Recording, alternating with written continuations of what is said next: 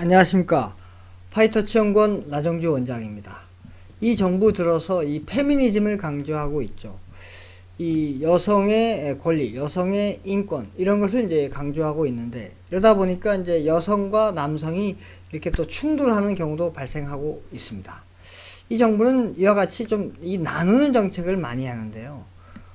임대차 3법을 통해서 임대인과 임차인을 나누고, 그 다음에 수도권과 지방을 또 나누고, 그리고 잘 사는 사람, 못 사는 사람을 나누고, 그 다음에 주류와 비주류를 나누고, 이런 나누는 정책들을 좀 많이 하고 있습니다.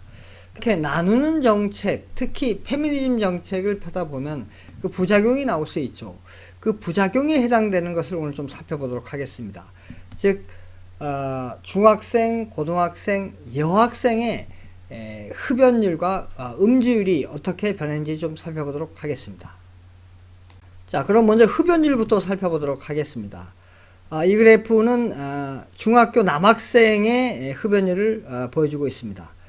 중앙에는 점선을 기준으로 좌측은 박근혜 정부, 오른쪽은 문재인 정부 시절이 되겠습니다. 자, 박근혜 정부 초기에 2013년도에는 그 흡연율이 7.9%였는데 그게 이제 쭉 하락을 합니다. 6.8%, 4.8%, 3.5%, 16년도까지 쭉 하락하다가 그 이후에 이제 16년도 수준으로 해서 쭉 유지가 됩니다. 그러니까 증가하지도 않고 하락하지도 않고, 그래서 2018년도에 이제 3.9, 2019년도에 4%가 되겠습니다. 그러면 이번에 이제 여학생의 경우를 살펴보겠습니다. 중학교 여학생의 흡연율을 살펴보면 남학생과 비슷하게 박근혜 정부 초기에는 이제 높았다가 이제 16년도까지는 쭉 하락합니다. 2013년도에 이제 2.8%에서 쭉쭉 하락해서 2016년도에 1.3%까지 하락하다가 현 정부 들어서 2018년도에 2.1%로 증가하고 2019년도에 2.3%로 증가합니다. 그러니까 박근혜 정부에서는 쭉 이게 중학교 여학생의 흡연율이 쭉 하락하다가 현 정부 들어서 계속 증가하고 있는 추세를 보이고 있습니다. 자, 다음은 이제 고등학생에 대해서 살펴보도록 하겠습니다. 자, 이 그래프는 고등학교 남학생의 흡연율입니다. 박근혜 정부 초기에는 2013년도에는 20.7, 2014년도에도 이제 20.8%인데 그 이후에 이제 쭉 하락합니다. 그래서 18.3%, 14.7%, 그 다음에 13.9%까지 하락하고, 2017년도 수준에서 이제 쭉 더 이상 증가하지도 않고 감소하지도 않고 유지가 되는데, 현 정부 들어서 18년도에 14.1%, 19년도에 14.2%를 유지하고 있습니다. 자, 고등학생의 경우에도 남학생의 경우와 다르게 여학생의 경우는 박근혜 정부 때는 이제 이게 흡연율이 쭉 16년도까지 하락하다가 그 이후에 이제 쭉 증가해서 현 정부에 이제 증가를 하고 있는데 18년도에 5.1%, 19년도에 5.2%로 증가를 했습니다. 그러니까 이제 고등학교 여학생 흡연율도 박근혜 정부 때는 쭉 하락하다가 현 정부 들어서 반대로 이제 증가하게 되는 그런 추세를 보이고 있습니다.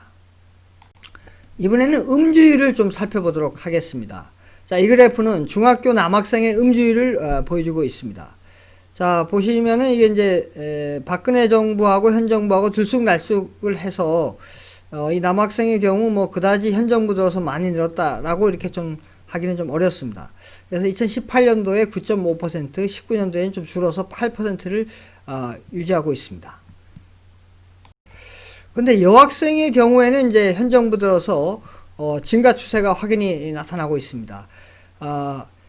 중학교 여학생의 음주율을 이제 살펴보면 박근혜 정부 초인 2013년도에는 7%, 그 다음에 하락해서 6.6, 5.9, 5.5%까지 쭉 하락을 했습니다. 16년도까지. 그 이후에 이제 증가해서 18년도에 7.4%까지 이제 크게 증가한 이후에 19년도에는 조금만 해서 7.1%입니다.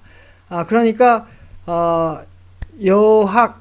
그러니까 중학교 여학생의 경우에는 그 음주율이 박근혜 정부 때는 쭉 하락을 하는 그런 감소세를 보이다가 현 정부 들어서 증가세를 보이고 있습니다. 자, 이번에는 고등학생의 경우입니다. 고등학교 남학생의 음주율을 보면은 박근혜 정부 때는 이제 하락을 하다가 그 이후에 늘지도 않고 줄지도 않고 2016년도 수준으로 이제 유지하고 있습니다.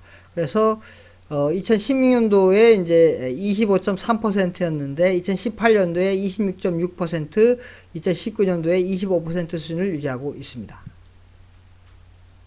근데 여성의 경우에는, 그러니까 고등학교 여학생의 경우에는 그 음주율이 현 정부 들어서 이제 확 늘어났는데, 박근혜 정부 때는 2013년도에 18.4%, 16년도에도 18.3%, 같은 수준을 거의 유지했죠.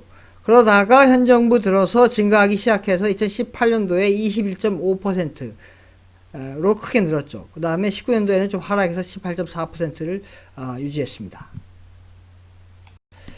전체적으로 말씀을 드리면 남학생의 경우에는 박근혜 정부 때 좀 높았는데 그게 좀 감소 추세를 보이다가 16년도 이후에는 현 정부까지 그 16년도 이후 수준을 계속 유지하고 있습니다. 그러니까 뭐 증가하지도 않고 감소하지도 않고.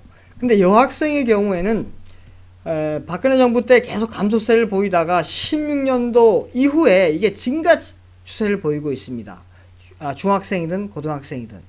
이게 독특한 점이죠. 왜 이렇게 그러면 현 정부 들어서 여학생의 경우 이렇게 급증을 하게 됐습니까? 바로 그것은 현 정부 들어서 이 페미니즘을 강조하다 보니까 여성의 권리, 여성의 인권 이런 것을 강조하다 보니까 이게 여학생, 중학생, 고등학생의 흡연율과 음주율이 증가한 것으로 보입니다. 그래서 이 페미니즘이 물론 우리나라가 이제 여성의 권리가 많이 남성에 비해서 낮다 보니까 그것을 동등하게 하기 위해서 이렇게 강조했다는 측면도 있지만 굳이 이렇게 남성과 여성을 좀 나눠서 이렇게 대립하게 되는 이런 정책을 폈을 때 이와 같은 학생에도 미성년자에 이렇게 부작용이 나타난다는 것을 알 수가 있습니다. 그래서 저는 이거 페미니즘 이런 거를 왜 국가에서 강조하는지는 모르겠습니다.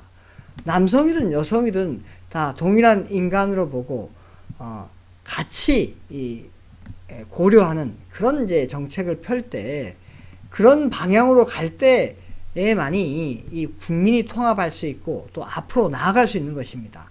이렇게 자꾸 나누는 정책을 하면은 계속해서 부작용이 나올 수밖에 없습니다. 오늘은 여기까지 하겠습니다. 구독, 좋아요 부탁드립니다. 감사합니다.